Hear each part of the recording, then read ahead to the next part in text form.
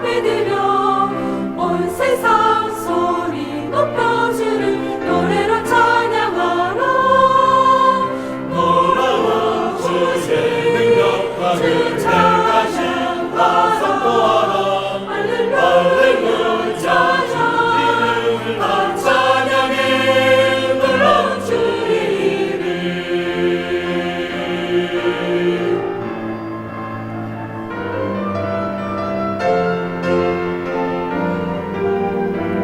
주 홀로 세상 만드셨네. 땅과 하늘 다 채우셨도다. 모두 다 주를 기뻐하며 다 함께 감사로 찬양하라.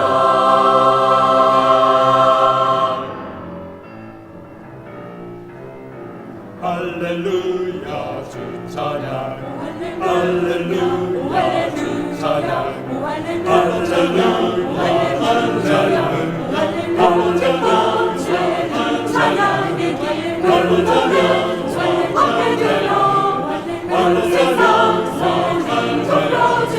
노래로 찬양하라. 놀라운 주의 능력과 그 행하심과 선포하라. 할렐루야 이름을 다 찬양해. 놀라운 주의 이름. 놀라운 주의 능력과 그 행하심과 선포하라. 할렐루야 주 이름을 다 찬양해. 주님을 찬양하라.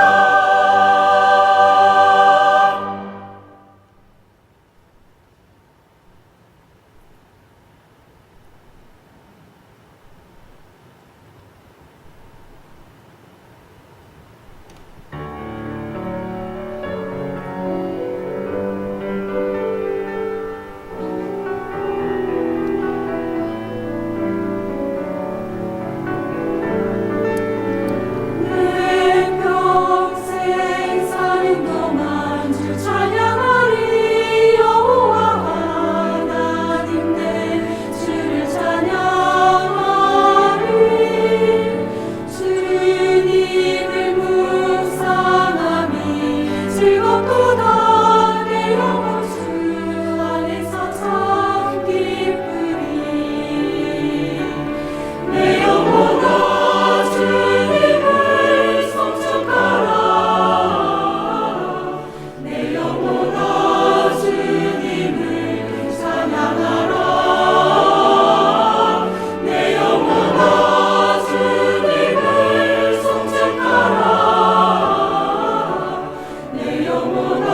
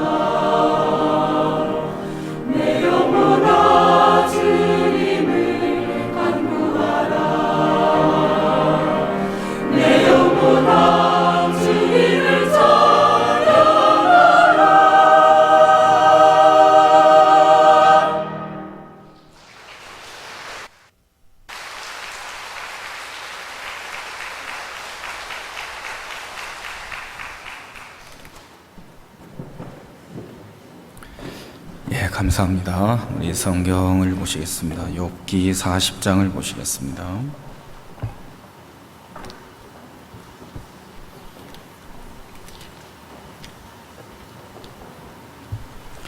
욥기 40장 1절부터 제가 읽겠습니다.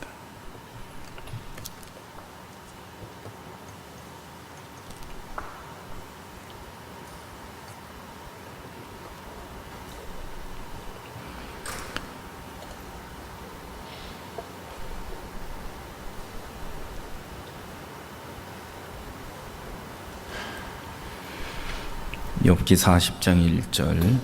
여호와께서 또 욥에게 말씀하여 가라사대 변박하는 자가 전능자와 다투겠느냐 하나님과 변론하는 자는 대답할지니라.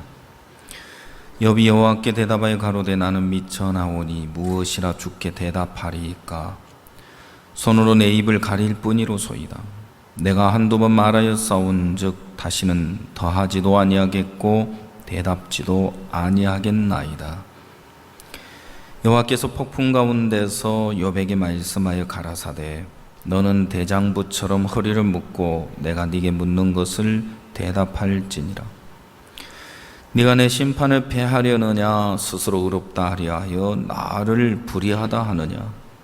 네가 하나님처럼 팔이 있느냐 하나님처럼 우렁차게 울리는 소리를 내겠느냐. 9절까지 읽었습니다.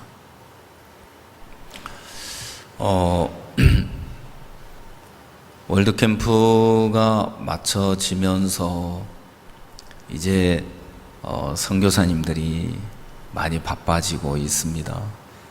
이번 장관 총장 포럼을 통해서 구원받은 분들이 본국에 돌아가서 특히 장관님들 손에 목사님의 대통령님께 보내는 친서가 들려져서 갔습니다.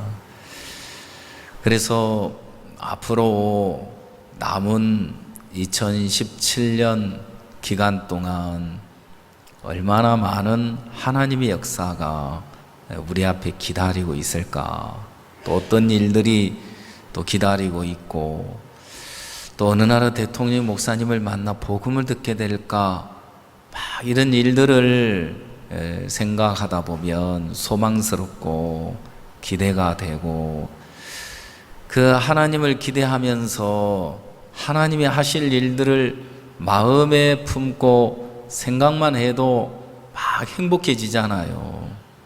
그래서 이번에 가나에서 목사님 그 대통령을 만나신 이야기, 그 이야기가 얼마나 소망스럽고 감사한지, 목사님께서 대통령을 만나서 청소년들에게 3가지를 가르쳐 드리고 싶습니다. 사고력과 그리고 자제력, 그리고 교류를 가르치고 싶습니다. 그리고는 이제 성주의 손익모 형제 장로님 그 참외농산 이야기를 하셨어요. 그 가난한 농부로 살면서 평상시 3천만 원 수입밖에 올리지 못하던 그가 예수님의 지혜를 얻게 되면서 이제는 수억의 수익을 올리게 됐다. 가나 청소년들이 이 마인드 교육을 받게 되면 예수님의 지혜로 세계에서 가장 놀라운 청소년들로 바뀔 거다. 가나 대통령이 너무 기뻐하시고요, 좋아하시는 거예요.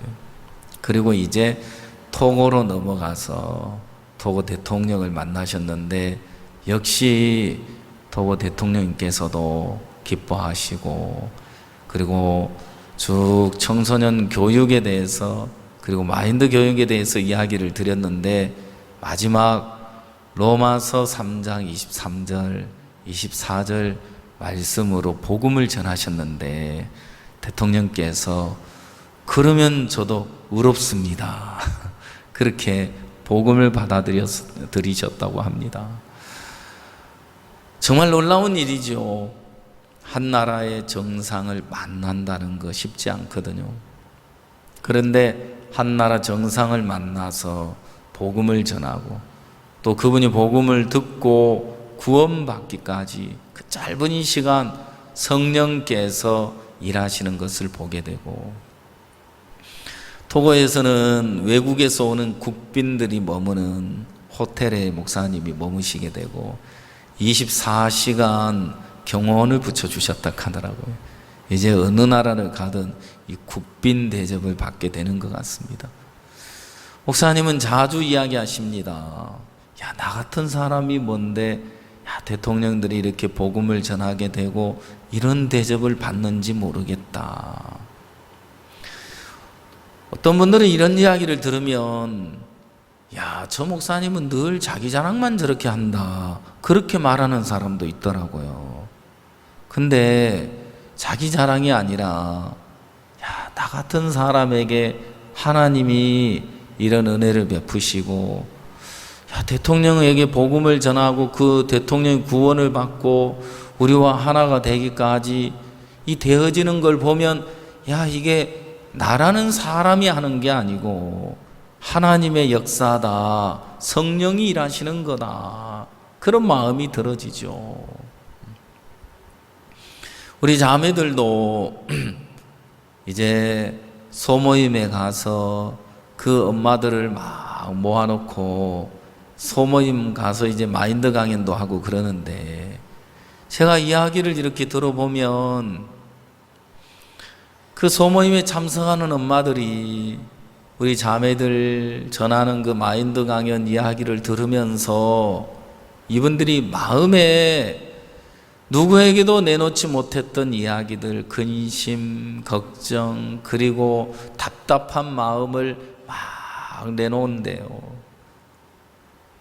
그 어떻게 그렇게 마음 있는 이야기 쉽게 할 수 있느냐고 하니까 우리 자매들을 만나면 저절로 마음의 이야기가 하고 싶어진대요. 자매들을 만나면 그렇게 편안하대요. 근데 유성 쪽에 그 소모임은, 찾아가는 소모임에 참석한 분들 보면 그분들 대부분 남편들께서는 연구소에 근무하는 분들, 석박사 되는 분들이고, 그런데 그런 부인들에게 가서 우리 자매들이 무슨 얘기를 하는지 저는 궁금해 죽겠어요. 가서 한번 뒤에 가서 앉아서 한번 들어보고 싶은 거예요. 내가 가면 또 안 하겠지만. 그래서 괜히 내가 가면 방해를 지길까 봐 투명인간으로 가서 도대체 무슨 얘기 하나 한번 들어도 보고 싶고 궁금해 죽겠는 거예요. 근데 그분들은 세상에서 엘리트나 다름이 없고, 우리 자매들은 제가 볼 때 그래요. 실제로 그렇지는 않는 것 같은데 제가 볼 때는 대학을 나오긴 나왔는데 다니나 마나한 학교 같고, 그런데 야, 저 자매들 하는 이야기들을 듣고 어떻게 저렇게 마음을 열까? 너무 신기한 거예요. 이번 주에는 소모임에 제 아내가 갔다 하더라고요. 갔다 왔는데 거기에 그 인도하는 자매가 사람들이 너무너무 좋아했다는 거예요. 그러면서요, 그 자매 표현이, 하여튼 표현이 더 좋더라고요. 강연한 내용은 잘 모르겠고 표현이 더 멋진 것 같아요. 아이고, 그요, 사모님 하는 이야기를 듣는데요, 사람들이요, 그 눈빛을 보니까 막 꿀이 뚝뚝 떨어지는 것 같았어요. 꿀이 그렇게가 떨어지나? 근데 이제 제가 하여튼 그러면서 그분들에게 가서 이제 시간을 가졌는데, 다음에는 우리 집으로 놀러 오라, 우리 집에서 모이자고 했다 하더라고요. 우리 집에 오면 교회인데. 그래서 이제 제가 강릉 캠프를 마치고 내려오면서 차 안에서 제 아내한테 물어봤어요. 도대체 무슨 이야기를 했길래 그렇게 좋았다는 거냐, 한번 나한테 이야기를 들려줄 수 있느냐. 그냥 인생 이야기 했지 뭐, 그러는데 하나님께서 우리가 하는 일들 속에 우리가 입술을 열어서 무슨 이야기를 하든 하나님이 역사하시고, 우리가 발을 내딛고 무엇을 하든 하나님이 돕고 일하시는 것을 볼 수 있는 거죠. 제가 성경을 보면서 누가복음 15장에 탕자는 아버지에게 가서 분깃을 요구했어요. 나에게 돌아올 분깃을 주십시오. 마다들은 아버지에게 가서 뭘 요구했습니까? 염소 새끼 요구하고 있더라고요. 아버지에게 그 많은 것 있는데 고작 염소 새끼 구하나?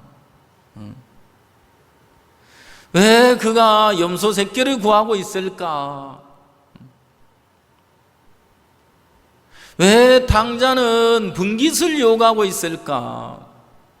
아버지인데, 아들이 아버지 앞에 나가는데 조건이 필요합니까? 필요치 않지요. 자식이라는 조건 하나로 아버지 얼마든지 자유롭게 나갈 수 있잖아요. 자식이라는 조건 하나로, 내가 자녀라는 조건 하나로 아버지에게 마음껏 다가갈 수 있고, 자유롭게 다가가서 아버지 마음을 만날 수 있고, 아버지의 것을 마음껏 누릴 수 있고, 아버지 저 이 염소 먹어도 되지요? 요 송아지 잡아 먹어도 되지요? 아버지 이거 좀 주세요. 저 아버지 옷 좀 사주세요.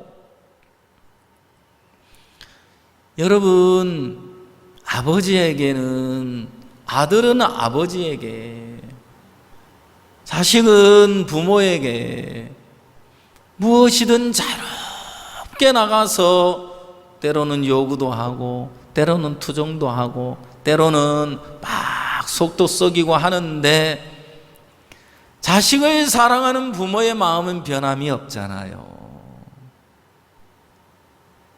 그래서 왜 탕자가 아버지에게 분깃을 요구해야 하나? 아버지의 사랑을 만난 적이 없기 때문에, 아버지의 사랑을 맛본 적이 없기 때문에, 아버지의 사랑을 깨달은 적이 없기 때문에 아버지가 필요한 게 아니고 눈에 보이는 분깃이 필요하더라는 거죠. 그가 아버지의 사랑을 만났다면, 아버지의 사랑을 깨달았다면, 아버지의 사랑과 은혜를, 지혜를, 아버지의 덕을, 아버지에게 있는 그 깊은 마음의 세계를 그가 만났더라면 고작 눈에 보이는 분깃을 요구하고 그것 가지고 떠나겠나? 다 필요 없고요. 아버지, 저는 아버지가 필요합니다. 아버지에게는 지혜가 있잖아요. 이 많은 종들을 부릴 수 있는 덕이 있으시고, 이 많은 재산을 잘 꾸려갈 수 있는 지혜가 있으시잖아요. 저는 그런 지혜가 없거든요. 저에게는 그런 덕이 없어요. 저에게는 그런 사랑이 없어요. 그래서 아무리 내게 분깃을 준다 해도 저는 이거 가지고 가면 당장 말아 먹을 거예요. 그래서 저는 저를 믿을 수가 없거든요. 제가 아버지 곁에 아버지와 함께 사는 이것이 나에게 행복이고 기쁨이고, 내가 아버지와 함께 살아가는 동안 부족함이 없잖아요. 뭐가 부족합니까? 언제든지 먹을 거, 입을 거, 내가 필요한 거 아버지 다 주시는데 내가 아버지만 믿고 살면 되지 뭐 기대할 게 있습니까? 그리고 아버지와 함께 마음을 나누면서 하루하루 살아간다면 그 삶이 얼마나 행복할까? 그렇죠? 맏아들은 어떻습니까? 맏아들은 여러 해 동안 명을 어기지 않고 아버지를 섬기면서 아버지 집에 있었는데 세상에 송아지 다리는커녕 염소 새끼 한 마리도 맛을 못 봤으니까 이런 답답한 경우가 있나? 아니, 아들이 염소 새끼 한 마리라도 내게 줘서 내 벗과 함께 즐기게 하신 일이 없지 않습니까? 라고 주장하는 걸 보면, 야, 이건 뭔가 아들과 아버지의 관계는 아닌 것 같다. 그렇죠? 여러분, 이 관계는 아버지와 아들의 관계는 아닌 것 같아요. 아버지와 아들의 관계는요, 아버지 것 다 누릴 수 있는 관계 아니에요? 맞아요, 안 맞아요? 자, 아버지 마음을 우리가 확인해 보면은요, 내 것이 다 네 것이로 돼 그랬어요. 내 것이 다 누구 거라고요? 야, 아들아, 맏아들아, 내 거 다 네 거야. 염소 새끼, 야, 염소 애미도 가지고 가. 맞아요, 안 맞아요? 야, 무슨 염소 새끼만 찾아. 염소 애미도 가지고 가고 송아지도 가지고 가. 황소도 잡아먹어. 괜찮아. 야, 잔치하고 싶어? 왜? 네 생일날이야? 그러면 친구들 다 데리고 와. 이 넓은 뜰에 마음껏 즐길 수 있도록 내가 잔치를 베풀어 줄게. 아버지가 계시는데, 아버지와 함께 사는데 왜 맏아들은 지금 불평하고 원망만 하고 있을까요? 아버지는 내 것이 다 네 거라고 줬다고 하시는데 맏아들은 받은 적이 없다고 하네요. 아버지의 것을 누릴 수 있는 사람은 아들이라야 돼요. 맞죠? 그럼 맏아들은 지금 아버지 곁에서 아들로 살아갑니까? 품꾼으로 살아갑니까? 예, 품꾼으로 살아가는 거예요. 그러니까 고달프고요. 그러니까 내 나름대로 수고했는데 수고한 대가를 바라고 있고요. 내가 이만큼 했는데 왜 대가를 주지 않습니까? 왜 저를 인정해 주지 않는 겁니까? 왜 저를 알아주지 않는 겁니까? 억울합니다, 아버지. 야, 이놈아, 뭐가 억울해? 억울하기는 내가 더 답답하고 속이 탄다, 이놈아. 맞아요, 안 맞아요? 세상에 내 것 다 네 거지. 이거 다 너를 위해서 있는 거지. 이 내가 내 혼자 배부르고 그래 먹고 배부르게 먹고 살려고 그러는 거냐, 이놈아. 이거 다 네 거야. 구원받은 그리스도인이 당자가 분깃을 가지고 아버지를 떠나갔지만 실패하고 불행해졌는데 당자가 아버지 집에 가니까 궁핍이 끝나요.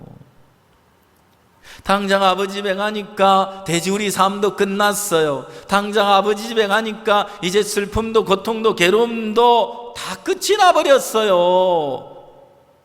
결국 자기를 믿고 가는 길에 결과는 고통이고 괴로움이고 슬픔이었는데 아버지 집에 오니까 이렇게 은혜로 모든 걸 누릴 수 있는데, 야, 내가 아버지 마음을 몰랐구나. 나를 믿고 사는 동안 아버지의 마음도 만날 수가 없었고 아버지가 뭐라 하시든 그 음성을 내가 들을 수 없었고 아버지를 무시하고 시들하게 여기고 아버지를 짓밟고 멸시하고 내 길을 걸어왔는데 이제 아버지의 마음을 알았습니다.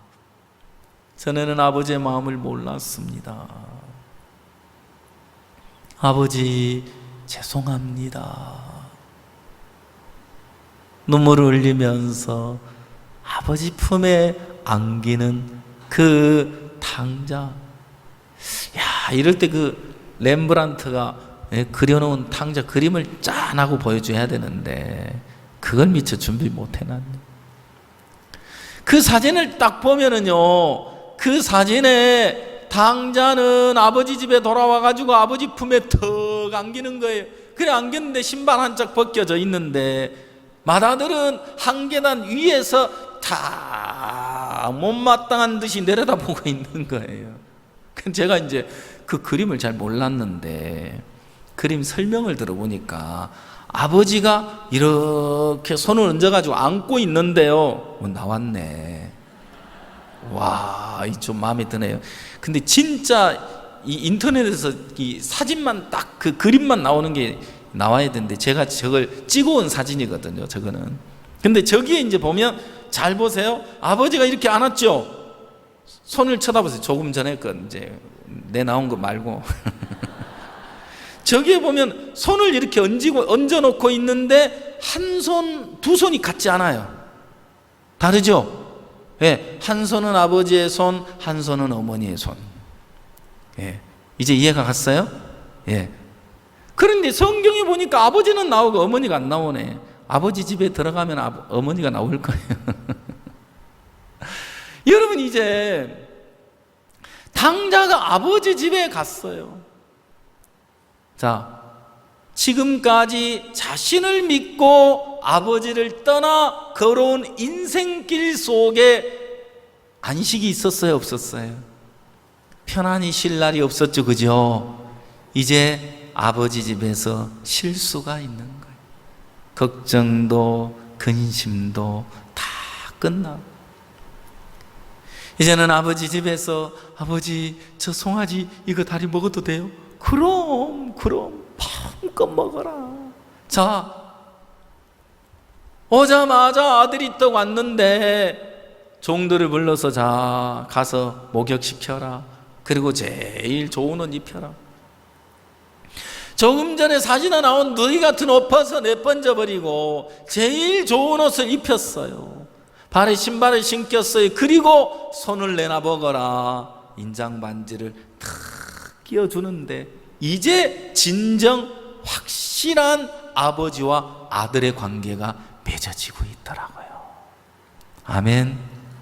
이제 진짜 당자가 전에는 아버지 마음을 만난 적이 없어요.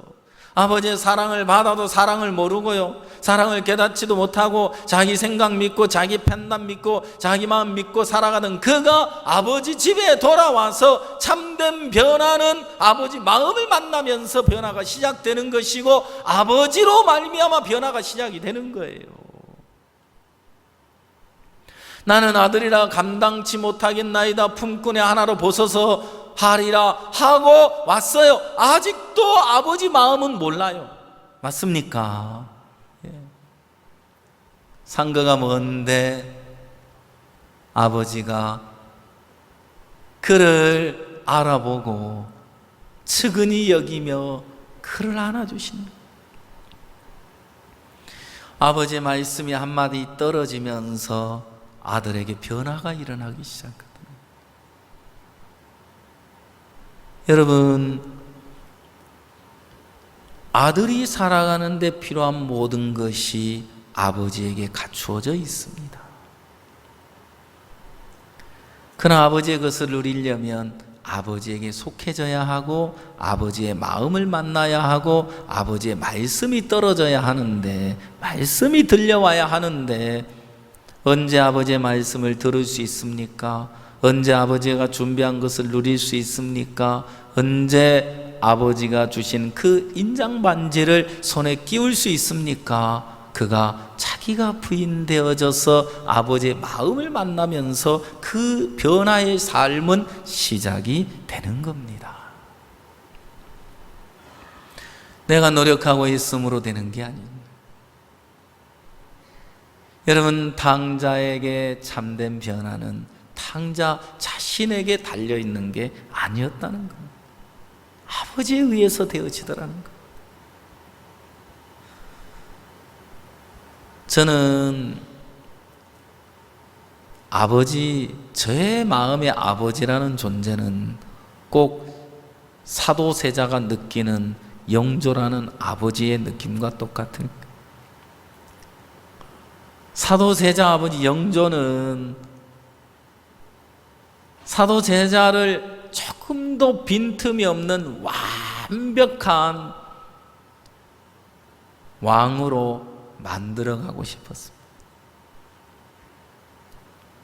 그런데 사도세자는 아버지의 마음하고는 상관없이 자꾸 흘러가게 됩니다. 그리고 아버지는 사도세자에게, 영조 아버지는 공포와 억압의 대상으로만 여겨지는 거예요. 저는 마음이 여려가지고 어릴 때 막 엄한 아버지 밑에 자라면서 마음이 짓눌려가지고 아버지 앞에 감히 뭐라고 표현 한마디도 못하고 살아요. 그렇게 살다 보니까 결혼을 했는데 자녀를 낳았는데 이제는 자식을 둔 부모가 됐고 아이들이 학교를 다니는 학부모가 됐는데도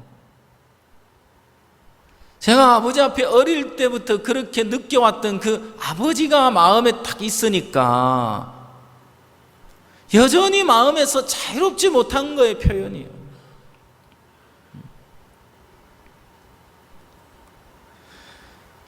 아버지 이제 세상을 떠나시기 전에 1년 전에 병원에 입원해 계셨는데 제가 한 2주 병원에 가서 간호를 해드렸던 것 같아요. 그때 살면서 못다한 표현을 자유롭게 아버지에게 표현할 수 있었던 것 같아요.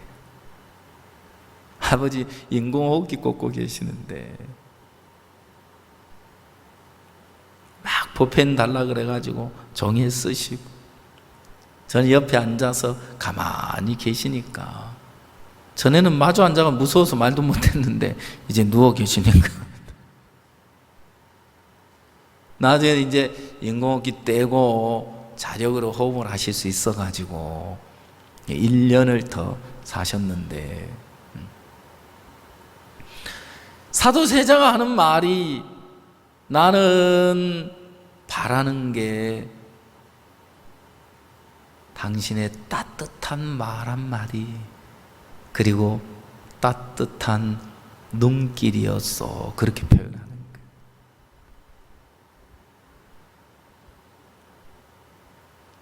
아버지는 마음에서 막 이 아들 잘 키워보려는 그 마음밖에 없는 거고 아들은 아들대로 자기 생각 자기 마음을 가지고 있는 거예요. 마음이 안 만나지니까 어려운 거죠. 탕자는 자기를 믿고 살아가는 동안 아버지 마음을 알 수 없었습니다. 그가 망하고 실패하고 자기가 비어져서 아버지 집에 돌아왔을 때 비로소 아버지 마음을 만나게 되는 거예요. 맏아들이 아버지 마음을 모른 채 아버지에게서 뭔가 대가를 기다리고 요구하고 바라고 있는데 아버지는 그의 바라는 대로 움직여주지 않는 거죠. 그것은 아버지의 것은 은혜로만 누릴 수 있기 때문에 그렇습니다. 아멘. 그렇습니다. 아버지의 것은 은혜로만 누릴 수가 있어요. 제가 첫 개척을 나갔을 때 청년 자매가 하나 있었어요. 그리고 그 아버지는 귀가 이제 어릴 때 잘못해가지고 이 귀머거리가 되셨어요. 귀머거리가 되면 저절로 벙어리가 되도록 돼 있다.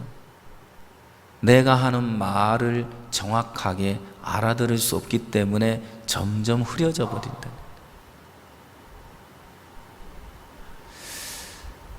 그래서 이 자매가 한 번은 시험이 들어가지고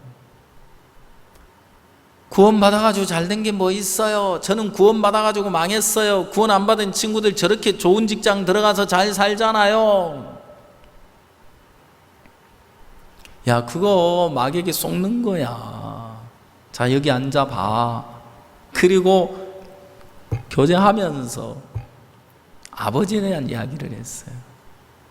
아무 생각 없이 자매야, 학교 다닐 때 학교에서 필요한 거 가져와라. 그러면 아버지에게 가서 이야기하면 다 들어주시잖아. 그래서 학교에 필요한 물품 또 돈 내는 모든 거 다 아버지가 해결해 주잖아 하고 이제 설명을 하고 있는데 내 이야기를 안 듣고 제 얼굴을 빤히 쳐다만 보고 있는 거예요.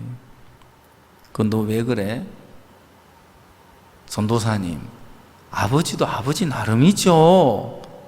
저한테 그러고 있는 거예요.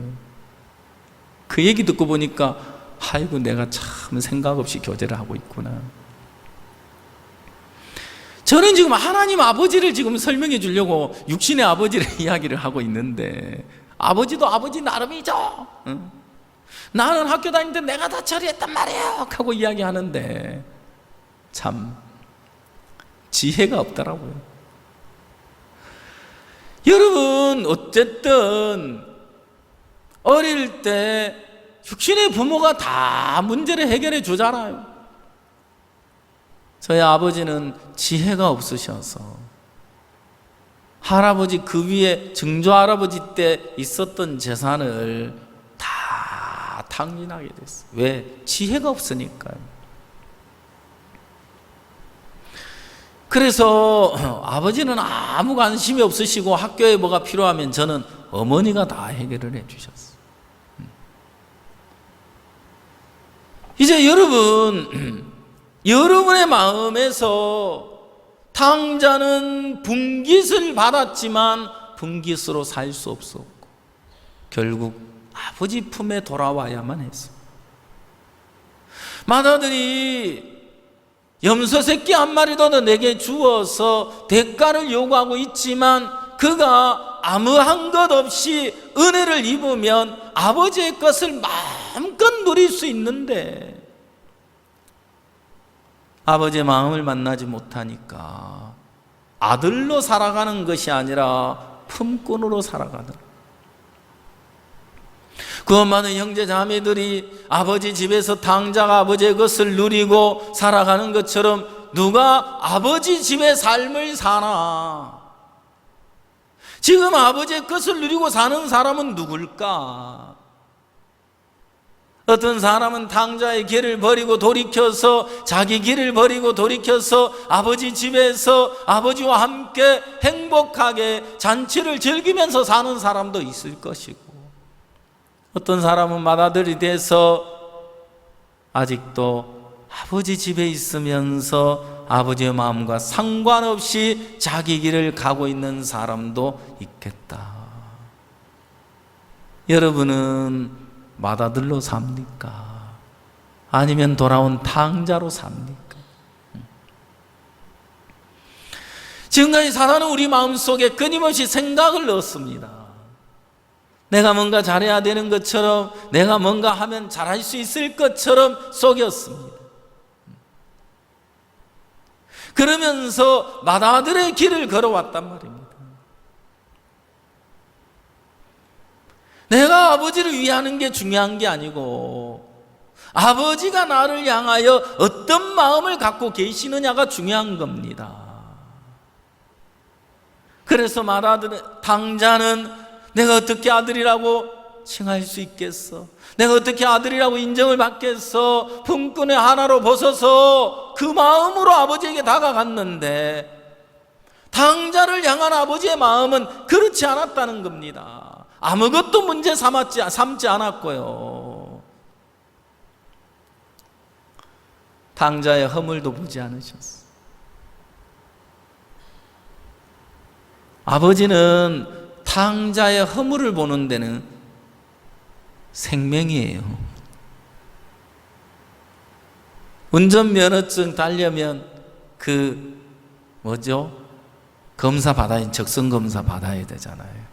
그래서 색상 이렇게 검사하죠, 그죠? 예. 그래서 녹색을 못 보면 녹색 생명이잖아요. 이번에 목사님이 우리에게 뭐라 하시냐면 여러분들은 행복 생명입니다 하시는. 행복 생명이니까 행복을 볼 수 있어요, 없어요? 우리는 행복 생명인데 예수님 우리와 함께 하시니까 예수님이 행복이니까 내가 예수 안에 거하는 동안 행복을 누리게 되는 거예요. 그죠? 예. 아버지는요 탕자의 허물을 보는 눈이 가려져 있어. 탕자의 행위를 보는 눈도 가려져 있어. 그냥 지금까지 그가 어떻게 살았느냐 상관치 아니하시고 돌아오면 품고 받고 품어주시고 안아주시면서 긍휼을 베푸시는 것을 볼 수 있는 겁니다. 솔로몬이 어느 날 창기 2계집이 죽은 아이가 저 여자 것이고 산 아이가 자기 것이라 하니까 야, 이걸 재판을 어떻게 하나 가만히 성경을 들여다보니까 칼을 가져와라, 자 양다리를 잡아라, 정확하게 절반을 나눠서 반을 나눠줘라. 어느 게 진짜 엄마인 줄 모르는 거예요. 그때 진짜 엄마의 마음이 불타는 듯 하면서 잠깐만 왕이시여 이 아이를 저 여인에게 주십시오. 여러분, 진짜 엄마는 아이의 생명과 결탁이 돼 있어요. 진짜 엄마는 아이의 생명과 연결돼 있어요. 아이의 생명을 사랑하는 어머니는 그 아이의 죽음을 눈뜨고 볼 수 없는 거죠. 만약 아이를 살릴 수만 있다면 자기의 옳다는 것도 자기의 선하다는 것도 어머니란 주장도 다 포기해버리고 자신의 모든 걸 포기하고서라도 아이를 살리고 싶은 거예요. 그게 아이를 사랑하는 엄마의 마음이라는 거예요. 진짜 엄마는 아이를 사랑해서 자신의 모든 걸 다 포기하고 그 아이를 저 여인에게 주십시오. 가짜 엄마는요, 이 아이가 살아있는 자체를 용납을 안 해요. 가짜 엄마는 아니요, 내 것도 되지 말고 저 여자 것도 되지 않도록 그냥 반 나누세요. 여러분, 그런 것처럼 생명을 사랑하는 사람, 자기 영혼을 사랑하는 사람, 자기 생명을 사랑하는 사람은 자신을 포기할 줄 알아요. 그러나 많은 사람들이 자기 영혼을 사랑하는 마음 없이, 신앙에 관심이 없이 그냥 세상 흘러가는 대로, 생각이 끌어가는 대로, 마귀가 생각을 일으켜주는 대로 마음을 다 내어주고 육신을 쫓아 살아가는데, 자기 영혼을 사랑하는 사람, 신앙을 하는 사람은 내 모든 것을 포기할 줄 아는 겁니다.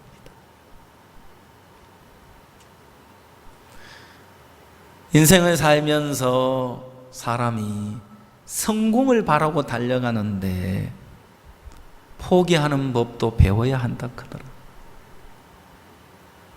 때로는 실패도 만나야 하는데, 그래서 그 실패를 징검다리로 생각하면 된다고 합니다. 그래서 내 인생에 때로 실패가 오면 그렇구나, 하나님이 또다시 내 인생 앞에, 내 앞길에 징검다리를 하나 놔주시는구나.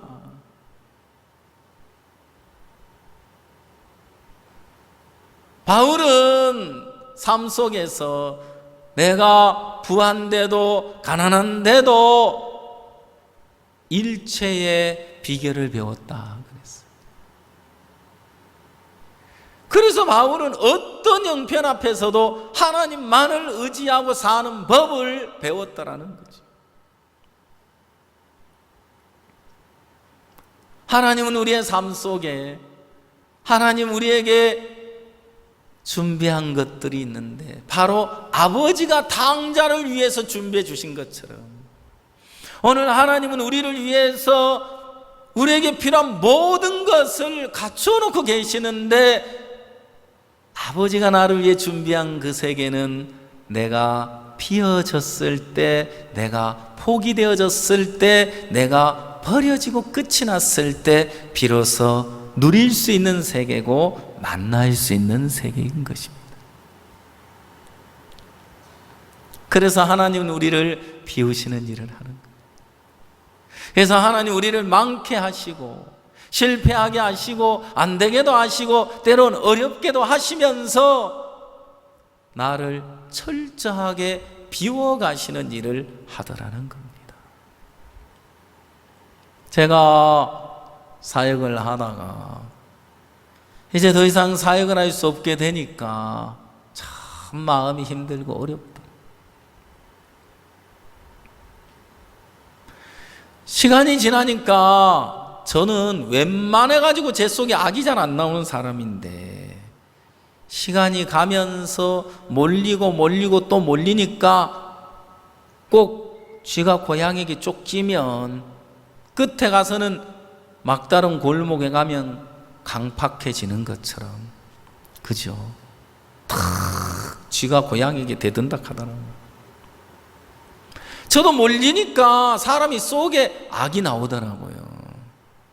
저는 잠시 좀 헷갈렸어요. 난 아담의 후손 아닌가? 우주에서 왔나? 모든 인간은 불순종의 DNA를 갖고 태어나도록 돼 있는데 하나님이 순종치 아니한 가운데 모든 인간을 가두어 놨잖아요. 나는 왜 이렇게 순종이 잘 되지? 순종이 너무 잘 되니까 저는 외계에서 온 줄 알았어요.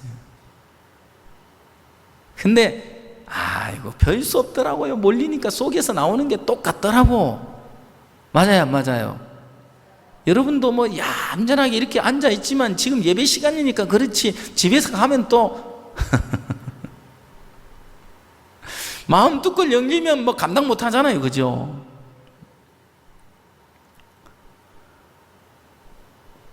제가 시간이 지나가면서 속에 올라오는 게 있는 거예요. 시간이 지나가니까 섭섭한 마음이 1차적으로 올라와요. 섭섭한 마음이 지속되다 보면 마음이 조금씩 강팍해지기 시작해요. 원망이 올라오고 불평이 올라오고 이제는 불신이 돼요. 그리고 강팍해져서 하나님, 그래도 그렇지 어떻게 이렇게 할 수가 있습니까? 그러면 하나님 뭐라 그러셨어요? 뭐라 그러시겠어요?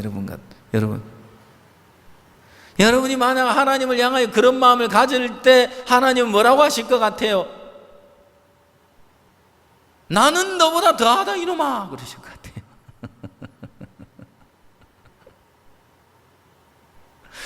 그러는 너는 나에게 어떻게 했는데 이놈아. 그래 안 그래요?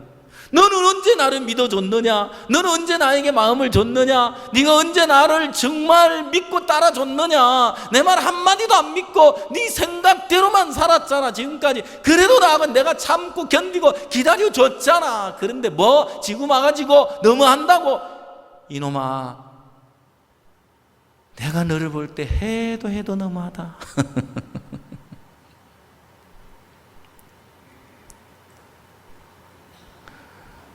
여러분, 우리가 구원을 받고 그 큰 은혜와 사랑을 입었는데도 교회 안에 살아가는 우리 마음을 보면 하나님의 마음을 얼마나 헤아릴까? 하나님의 마음을 얼마나 알까? 하나님의 사랑을 얼마나 느끼고 마음에서 감각하고 살까? 우리의 삶 속에 하나님을 얼마나 감각하고 그 하나님을 얼마나 우리 마음에 인정하고 우리 마음에 그 하나님을 얼마나 믿고 살까? 우리의 삶을 되돌아보면서 우리의 마음을 더듬어 본다면 구석구석 하나님을 인정하고 하나님으로 이게 하나님으로 됐지 이게 어찌 나로 말미암아 인간으로 될 수 있겠나? 하나님을 감각할 수 있을 텐데 아예 우리는 하나님을 마음에 두지 않고 살아갑니다. 제가 대구에서 예배당을 짓는데 이제 땅을 사게 됐어요. 땅을 사고 났는데 이제 건물을 지어야 되는데 땅을 주신 하나님이 너무 감사했고 물질을 공급해 주신 하나님이 너무 기뻤고 너무 소망스럽고 행복하고요. 야, 앞으로 이 예배당을 어떻게 지어가나 마음에 생각하면 소망이 끓어오르는 거예요. 근데 어느 날 어떤 마음이 들었는지 알아요? 야, 내가 이 예배당을 짓는 동안 하나님이 은혜를 베풀어서 구석구석 하나님으로 말미암아 지었다는 간증을 주시겠다. 나는 하나님으로 예배당을 짓고 싶어. 하나님으로 이 예배당을 짓게 될 거야. 그 소망이 일어났어요. 공사 중간에 박 목사님 오셨어요. 목사님 말씀 전하시면서 뭐라고 이야기하느냐면, 하나님으로 말미암아 예배당을 지으면 구석구석 하나님이 하신 일들이 흔적이 남습니다. 그러시는 거예요. 아, 그렇구나. 하나님으로 예배당을 지으면 하나님 일하신 흔적이 남게 되는 거구나. 맞다. 이 예배당을 하나님으로 지을 수 있었고, 지금까지 하나님으로 지어왔는데, 맞아, 저것도 하나님이 주셨지, 맞아, 저 바닥에 돌도 하나님 주셨지, 저기 몰딩대도 하나님 주셨어, 맞아, 저 전등도 하나님이 주셨어, 맞아, 이것도 하나님이 행하셨는데, 구석구석 어느 것 하나 하나님으로 말미암지 않은 것이 없는 거예요. 그래서 예배당을 되돌아보며 쭉 돌아다니다 보면 막 그 하나님이 공급해 주셨던 일들이 막 떠오르면서 내 마음에 하나님으로 가득 차게 되는 거예요.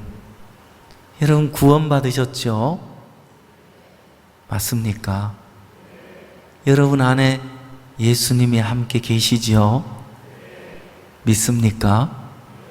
그러면 여러분 삶도, 여러분 삶 속에 구석구석 하나님이 돕고 인도하시고 행하시는 흔적이 남게 되는 겁니다. 여러분 열심만 가지고, 여러분 선한 마음 가지고, 여러분 의지를 따라 여러분 나름대로 열심히 인생을 살려고 하지 말고, 오늘 하나님으로 한 걸음 한 걸음 내디뎌 보고, 하나님이 어떻게 나를 지금까지 인도해 오셨는지 여러분 자신의 뒤안길 한번 되돌아보면, 그랬구나, 그랬었구나, 하나님이 그때 이렇게 나를 붙드시고 이끌어 주셨네. 야, 저번에 하나님이 이렇게 인도해 주셨는데 내가 그 하나님 감각을 할 수 없었네. 그러면서 마냥 근심하고 두려워하고 답답해하고 걱정만 하고 염려만 하다가 하나님이 하신 것도 모른 채 그냥 형편 따라서 삶을 살아버렸구나. 내 삶 속에 한 부분 한 부분 하나님이 이끌어 주신 것들을 여러분들이 발견한다면 시험 들 일 없겠죠? 그래, 안 그래요? 시험 들 일 없겠죠? 저절로 여러분의 마음에 감사가 우러날 거예요. 기쁨이 샘솟듯 할 거예요. 그리고 하나님이 지금까지 이렇게 인도하셨는데 하나님이 어떻게 앞으로 또 세밀하게 인도해 가실지 그 하나님을 소망하게 되고 기대하게 될 거라는 겁니다.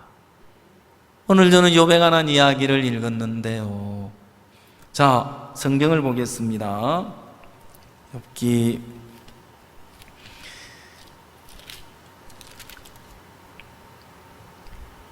1절을 보겠습니다. 40장. 여호와께서 또 욥에게 말씀하여 가라사대 변박하는 자가 전능자와 다투겠느냐? 하나님과 변론하는 자는 대답할지니라. 욥이 여호와께 대답하여 가로되 나는 미쳐나오니 무엇이라 주께 대답하리이까? 손으로 내 입을 가릴 뿐이로소이다. 내가 한두 번 말하여 싸운즉 다시는 더하지도 아니하겠고 대답지도 아니하겠나이다. 지금까지 욥이 할 말이 많았어요. 우리가 알고 있는 욥은 하나님이 그의 소유를 다 한순간 한날에 다 빼앗아 갔어요. 한날에. 다시 말하면 동방에 심히 부한 사람이라고 했는데요, 동방에서 큰 자라 했고 심히 부한 자라고 했는데 그에게 있는 소유를 하루아침에 다 빼앗아가 버렸어. 한순간. 그런데도 원망하지 않았어. 그리고 그의 자녀들을 한순간 다 빼앗아가 버렸어. 그리고는 몸에 욕창을 주어서 막 죄를 뒤집어 쓰고 막 그 깨어진 기하장으로 몸을 긁고 있는데 아내가 와서 하나님을 저주하면서 죽으라 하면 결국 아내가 떠나가는데 그 지경이 되기까지 욥은 하나님을 원망치 않았다. 정말 욥이 대단한 신앙을 가졌다. 우리가 구원받기 전에 배웠던 욥은 이런 욥이에요. 성경이 이야기하고 있는 욥은 그렇지 않아요. 스스로 자기를 의롭게 여기고 하나님을 불의하다 하는 사람입니다. 스스로 자기를 의롭게 여기고. 여러분, 여기 하나님보다 의로운 사람이 있어요? 있어요? 없어요. 야, 확실히 음악학교 학생들이 없으니까 늙었네. 음악학교 학생들이 있으면 빽 하고 막 목소리가 나올 건데. 자, 욥은요, 성경이 이야기하고 있는 욥은 자기를 스스로 의롭게 여기고 자기를 높이고 세우고 있는 거예요. 내가 의로워지면 하나님 불의해지겠죠, 그죠? 내가 의로운 자로 세워지는 순간부터 하나님이 시들하게 여겨지고 종이 시들하게 여겨지고 교회가 시들하게 여겨지고 주위에는 지체들이 시들하게 여겨지지 않겠습니까?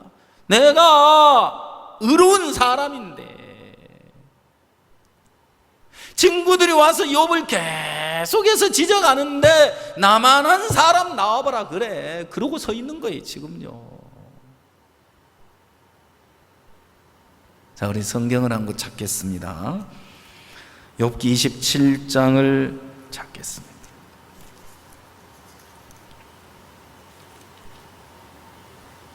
(27장 1절) 욥이 또 비사를 들어가로되 나의 의를 빼앗으신 하나님 나의 영혼을 괴롭게 하신 전능자의 사심을 가리켜 맹세하노니 나의 생명이 아직 내 속에 완전히 있고 하나님의 기운이 오히려 내 코에 있느니라.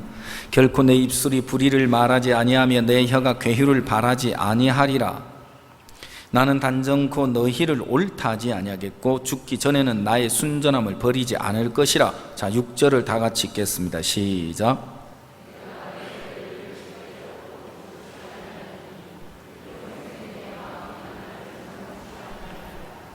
자,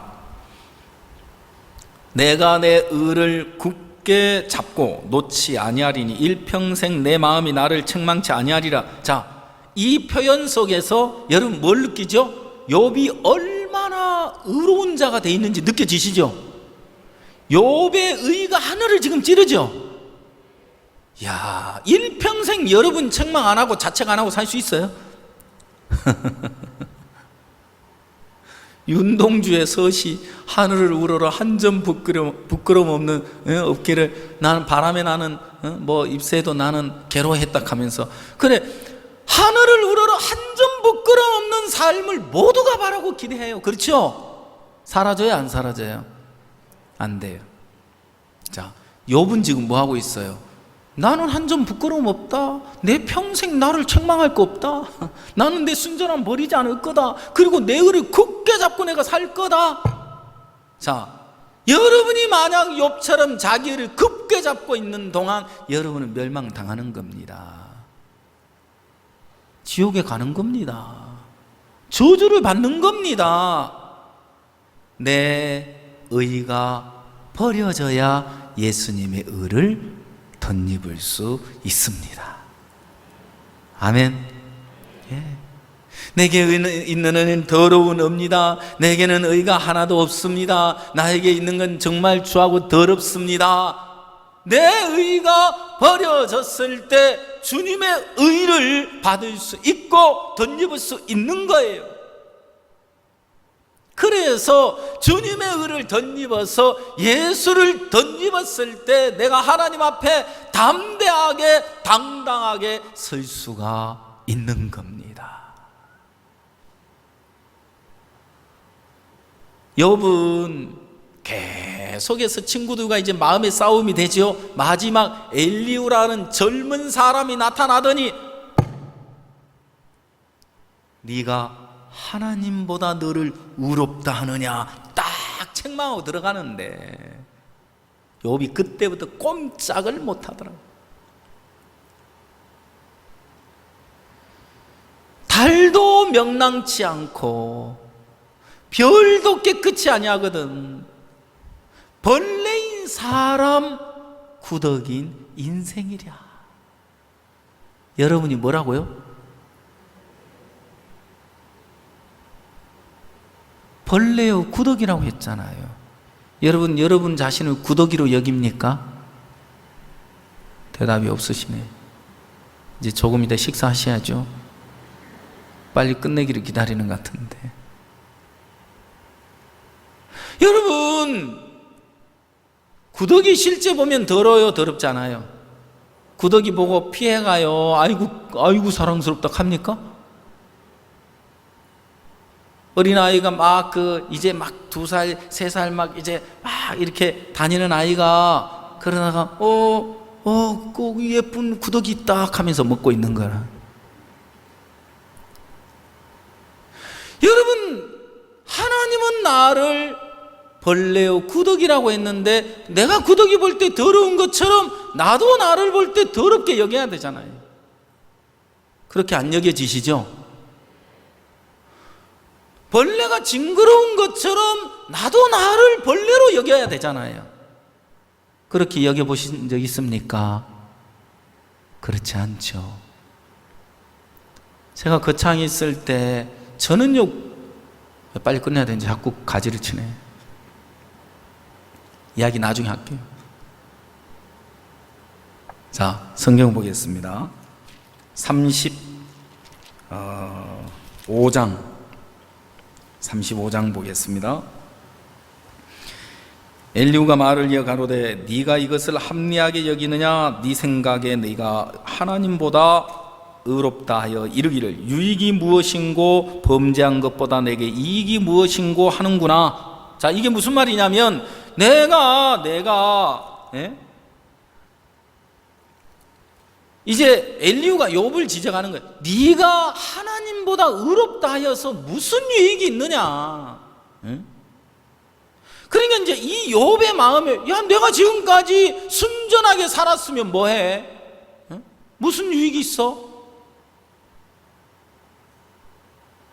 범죄한 것보다 내게 이익이 없잖아.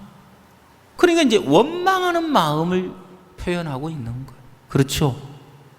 자, 그러면서 이제 이어진 이야기가요. 4절 내가 너와 함께 있는 내 동무들에게 대답하리라. 너는 하늘을 우러러보라. 내 위에 높은 궁창을 바라보라. 네가 범죄하는 하나님께 무슨 영향이 있겠으며 네 죄악이 관영한들 하나님께 무슨 관계가 있겠으며 네가 의로운들 하나님께 무엇을 드리겠으며 그가 내 손에서 무엇을 받으시겠느냐. 네 악은 너와 같은 사람이나 해야 할 따름이요 내 의는 인생이나 유익하게 할 뿐이니라. 자, 여러분이 의롭다면 여러분과 같은 사람이나 유익하게 할 것이고 여러분이 범죄했다면 여러분과 같은 사람이나 해야 할 따름이지 네가 악한들 유익한들 하나님께 무슨 유익을 주며 하나님께 무슨 해를 끼치겠느냐. 그런데 우리는 내 의로운 것과 내가 범죄한 행위에 늘 매여서 산다. 내가 잘하고 못하는 그것에 얽매여서 살아가고 있다 이 말이에요. 여러분, 인간의 잘하고 못하는 건 하나님과 아무 상관이 없습니다. 하나님은 욥을 비우는 일을 하고 있습니다. 하나님은 욥을 무너뜨리고 있습니다. 그리고 이제 욥은 더 이상 하나님 앞에 입을 손으로 가리우고 내가 할 말이 없습니다. 자, 42장 보겠습니다. 42장 1절 욥이 여호와께 대답하여 가로되 주께서는 무소불능하시오며 무슨 경영이든지 못 이루실 것이 없는 줄 아오니 무지한 말로 이치를 가리우는 자가 누구니까 내가 스스로 깨달을 수 없는 일을 말하였고 스스로 알 수 없고 헤아리기 어려운 일을 말하였나이다. 내가 말하겠사오니 주여 들으시고 내가 주께 묻겠사오니 주여 내게 알게 하옵소서. 내가 주께 대하여 귀로 듣기만 하였사옵더니 이제는 눈으로 주를 배움나이다. 자, 6절 다 같이 읽겠습니다. 시작.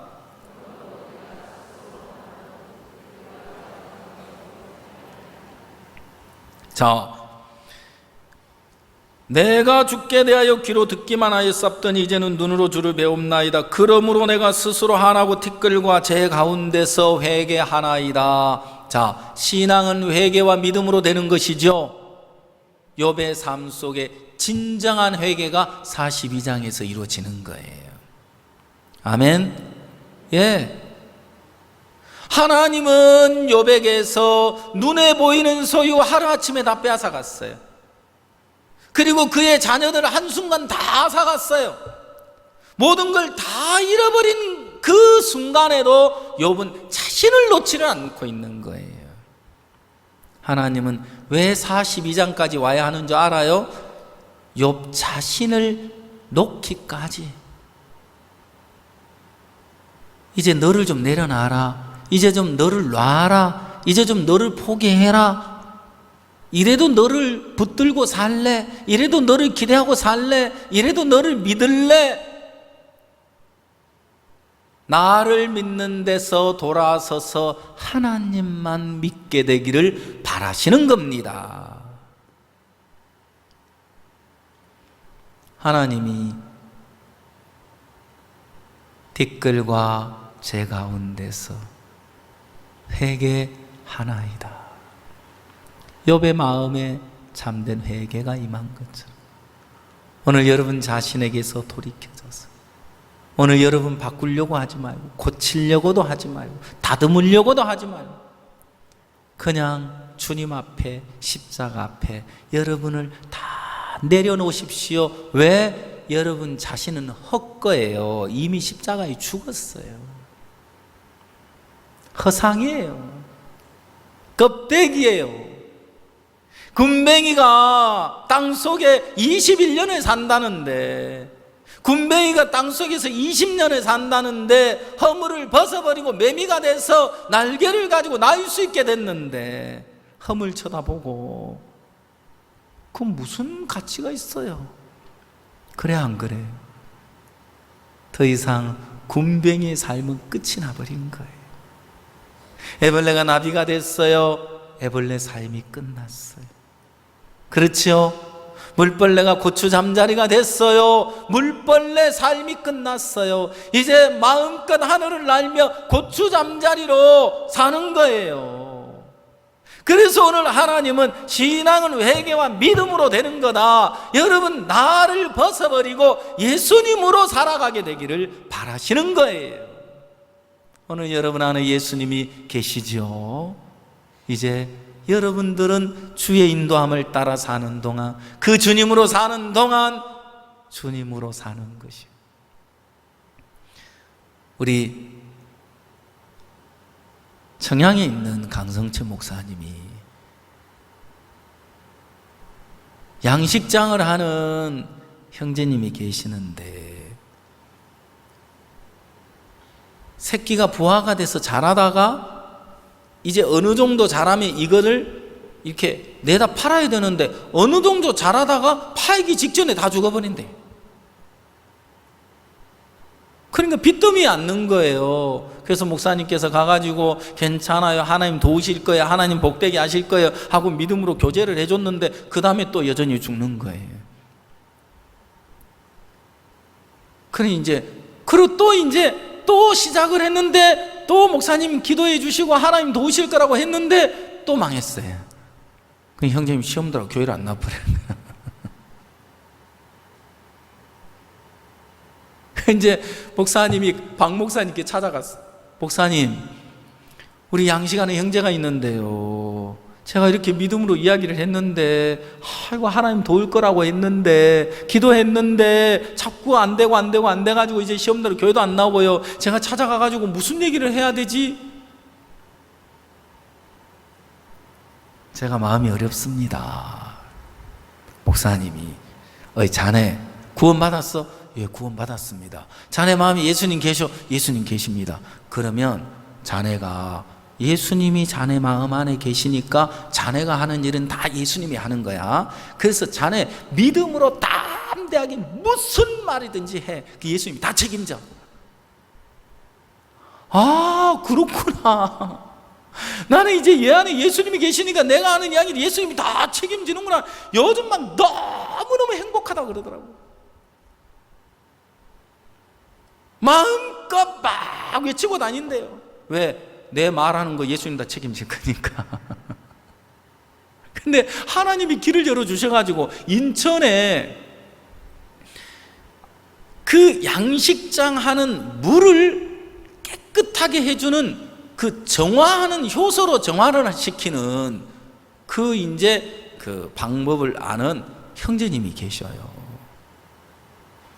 그래서 이제 그걸 가지고 공공기관에 이제 정화조나 막 이런 것들을 막 물을 정화시키고 그 일을 업을 하는 분인데 우연히 그 이야기를 들었어요.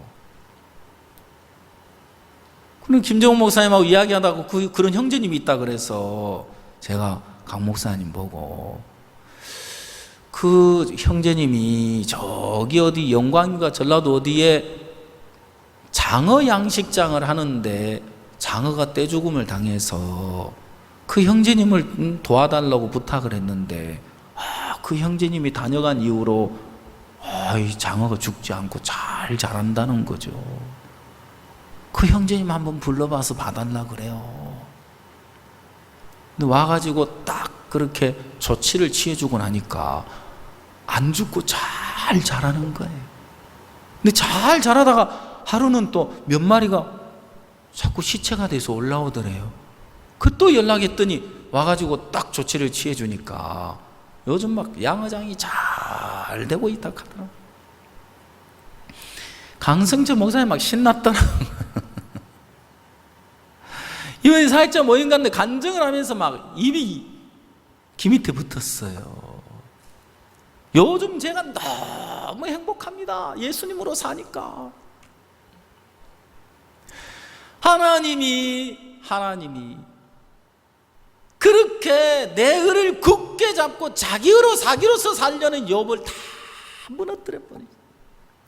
아무것도 아닌 자기가 발견되면서 내가 스스로 한하고 티끌과 제 가운데서 회개하나이다.